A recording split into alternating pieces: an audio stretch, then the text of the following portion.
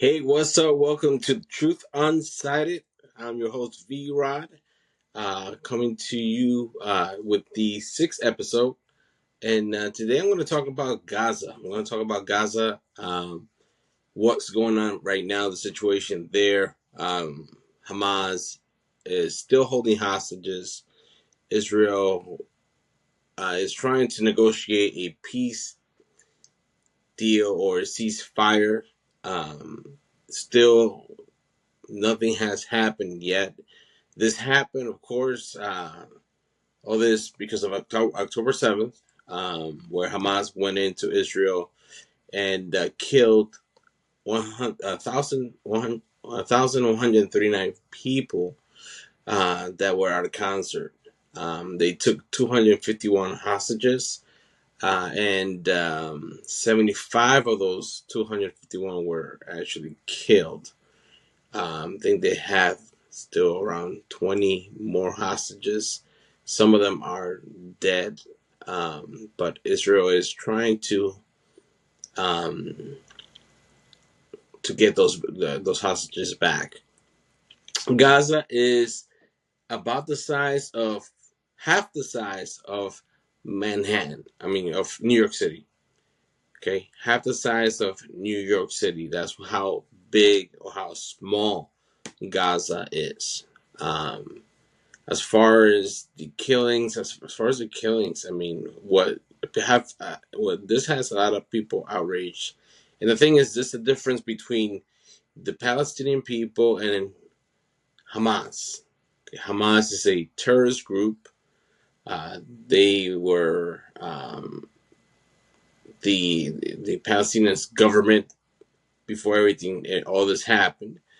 So they're not Hamas. Palestinian people are just the civilians. Okay, there was an argument as far as the deaths and how many deaths and how many people have died is because Hamas has embedded themselves in the actual community where within the Palestinians to hide, um, and that's why when the IDF is trying to get to these folks and trying to defeat Hamas. That's why they have killed so many Palestinians. And this is the IDF's or Israel's argument. Don't understand why, and that I'll say that I'll go more into it in the next episode.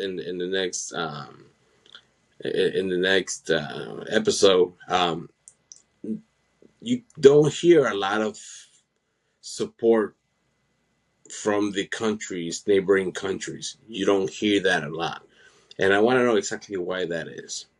The thing that has me a little bothered, and we're not defending Hamas, we're not defending what they did on October 7th. That should have never happened. They should be eliminated because that's not something that can go without accountability. So the thing is, the Hamas militants in the group, the IDF has killed around 17,000. Right now, they still have 20 to 30,000 still active. They have probably 15 that re-engaged or they replenished their army.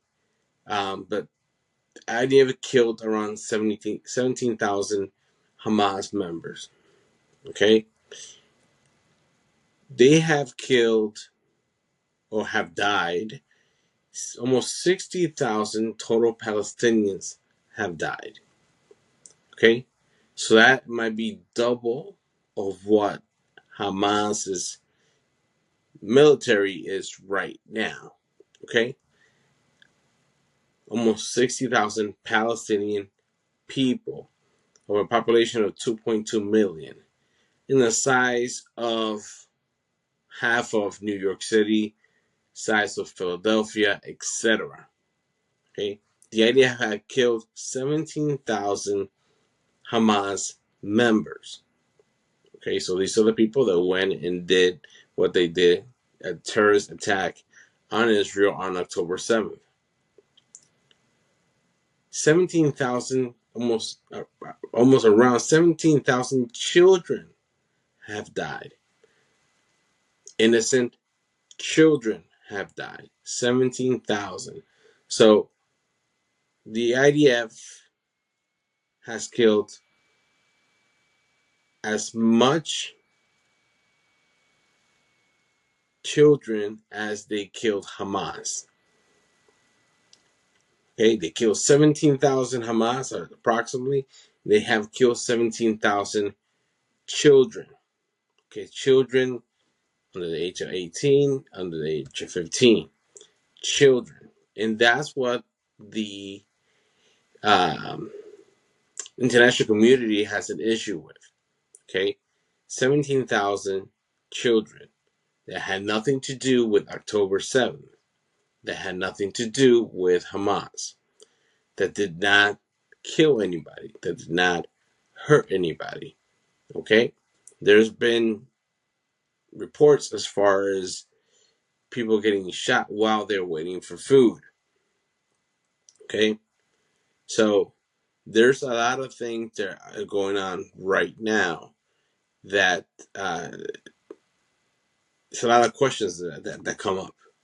Okay, um, there's not an accurate or more reporting because there is a ban of any reporters coming into Gaza, and this is almost 2 years in. The last reporters or the last people from the press that were allowed were at least a week or two after October 7th. But after that, they have been banned. Okay? So I looked up as far as, wars where the press was banned from doing their job, which is reporting. People that do, the journalists, the people that do this type of job know it is a dangerous job. And they take the risk that they take. So that's why they go out there and try to go ahead and get the truth out and report. So when I went and checked which governments have done this in the past, as far as banned the press from going to a specific area where war is going on, number one is Russia in the Chechen Wars from 1994 to 2009. Okay, the Russian Federation banned. So the journalists were banned from entering combat zones without military escort. Some were detained, censored, or even killed. What was the goal? The goal was to control the narrative and hide civilian casualties and abuses. Okay? Notable case, there was Anna Politkovskaya, and she reported on abuses and was later assassinated.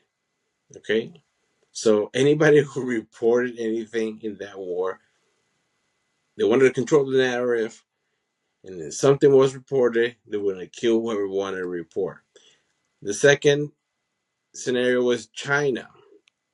Okay, China in the Tibet and Xinjiang crackdowns. Okay, conflict was ongoing repression in Tibet and Xinjiang. Restrictions, no independent foreign media access. Domestic media, tightly controlled.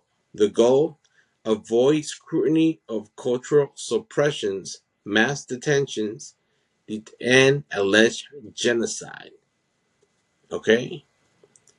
And I'm going to go forward. I'm going to give you a third one. The Syria Civil War, 2011 to present. The Assad regime was in power. Actions, what they did, they revoked journalist visas, detained foreign reporters, and expelled news organizations.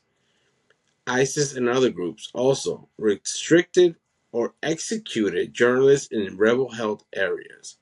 What was the goal? goal is to prevent exposures of war crimes and human rights violation. So, in hindsight,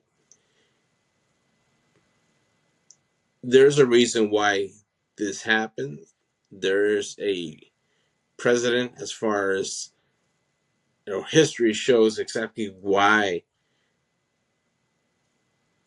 certain media and the president get banned from these areas, because in most instances they're trying to cover up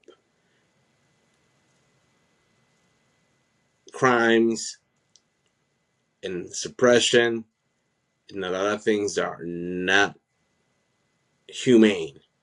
So it's not about if Israel can or cannot defend itself. It's really not about the Israeli people, the great people. This is really about the governments and how they are handling this situation and who is affecting it most, which is innocent people. Innocent people died on October 7th. Innocent people have been dying since October 7th, and his still has not stopped. And we need to be able to protect civilians from dying unnecessarily doing these type of wars. Just wanted to get you the facts. If you like this content, please like and subscribe. Join the channel. I appreciate your feedback and comments. Thank you so much for listening, and I'll talk to you guys soon. Take care. Bye bye.